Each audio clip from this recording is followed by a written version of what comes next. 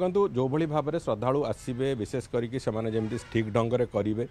सुरक्षा दृष्टि जो आम सीसीटीवी नेटवर्क तैयारी करने कथा हो कि जो व्यवस्था से भितर को आसवे कौपटे सेवायत परिवार मैंने आसवे कौपटे वीआईपी जो पास धरी लोक मैंने आसवे कौपटे श्रद्धालु मैंने आसवे साधारण भाव जो मैंने दर्शन करने आसती से बाबद में पूरापूरी भाव में योजनाबद्ध भाव में तार क्रियान्वयन प्रक्रिया आरंभ होती एवं आमे भी चेष्टा करछु जो मैंने धाड़ी रे ठिया हेबे अपेक्षा करेंगे तांकर ठिया हबार समयटा को भी केमिति टिके सुगम करहब से जहाँ जहाँ सहायता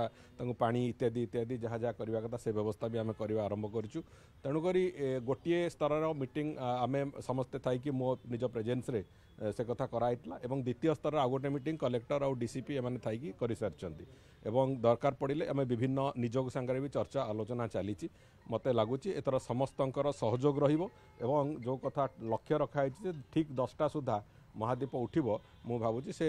कार्यटी को आम सुरुखुर रे करि पारिबु महाप्रभु लिंगराजकर दया से कथाटी को निश्चित भाव में आम करने सक्षम भी हो।